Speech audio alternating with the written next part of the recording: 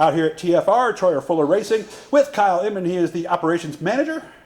Yes, operations manager. Operations manager. Yep. And of course, he's also a race car driver, just moved up to 358. Was it last year? Yeah, last year was our first year in 358. Yep. Okay. And of course, he'll be racing at Syracuse at the indoor race in a little bit. This is shipping and receiving / the parts department. Walk us around. Show us what's up.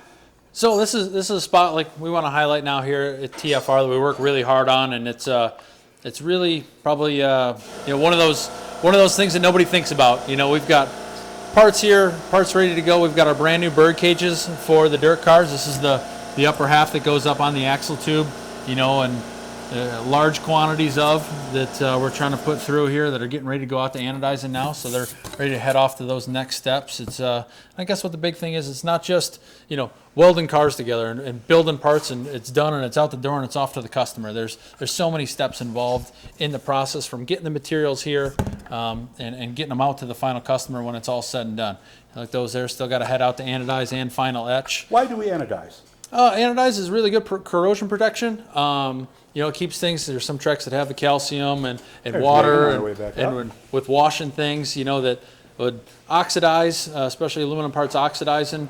Steel parts will send out to plating to have zinc plated, which also helps with the corrosion. With dirt and rocks and everything pelting off of them, nobody wants a rusty race car. Well, and also if you wash it and everything, right? Like Heim joints need to be cleaned out. For sure. Right. Otherwise they will tend to rust. Also, we're able to do part identification after we anodize with etching, laser etching, and all that.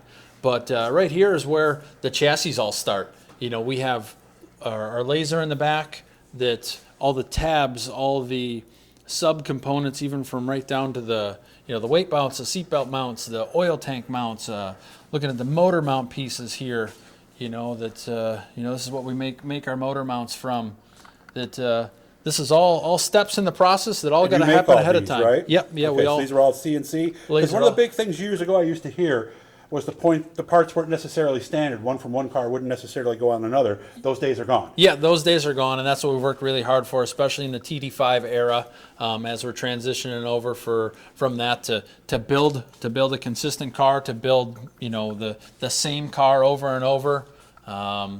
Is what we really want to do without having special pieces. But when it comes to right here making brake lines, fuel lines, things like that, we're able to do that with some of this. We don't totally get into as much of that anymore, as we've separated and doing more of the manufacturing now. But it's extremely here with all the laser parts we have all these bungs. The one thing with the dirt car is there's a lot of modular things on it with the radius rod mounts.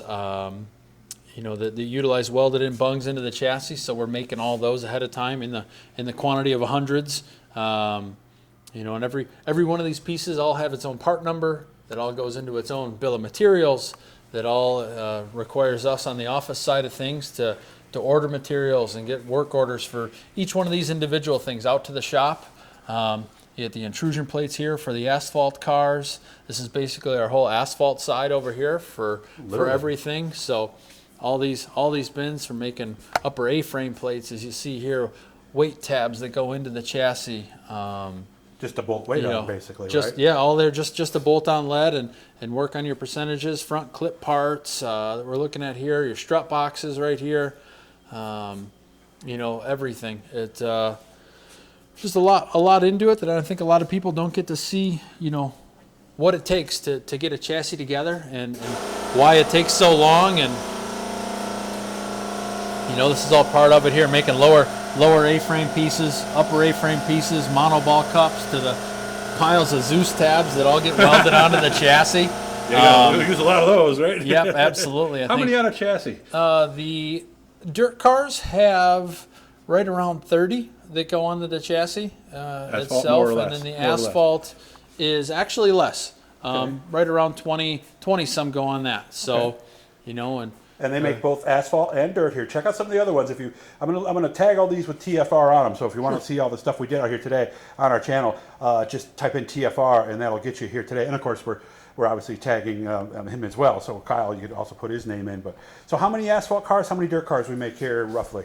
A year. This year it's right around 50-50. We're gonna put out. It didn't used to be, did it? No, it didn't. I mean, this has been kind of the evolution over the years with dirt cars. It was usually 2 to 1 asphalt back in the day.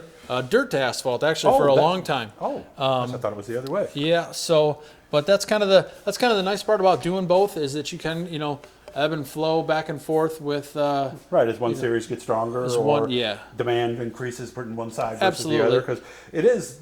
This, I would imagine, this ebbs and flows, just like a racetrack could have a good year or a bad year, right? Oh, absolutely. Especially now with the advent or the addition of the LFR chassis line and all the LFR chassis products that we've brought on.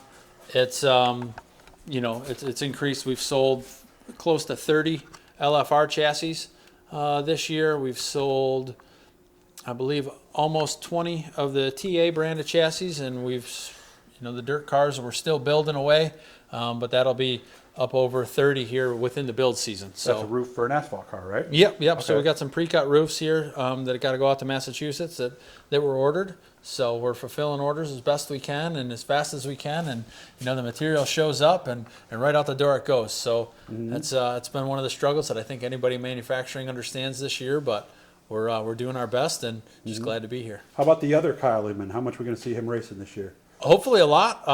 What do we know right now for sure? We're going to run Fulton on Friday nights or on Saturday nights. We're going to run Fulton, then on Friday nights going to be at Utica Rome hopefully.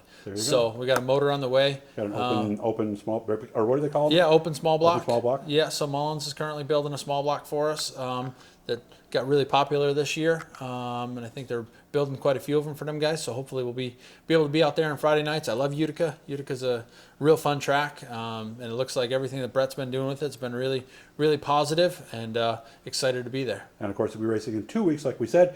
Well, depending on when you get this, but that's the second weekend at Motorsports Expo during the day, and then they'll be in the Expo Center later that night. Yep. Look for the piece we did with this TQ midget. Thanks for having me out, man. I had a ball today. Absolutely. No, pleasure having you here. Thank you. We'll be back out some other time this summer. And if you have some questions and things, you want me to do something, let me know. Again, thanks for your time, Kyle. Absolutely, Doug. Thanks for coming down.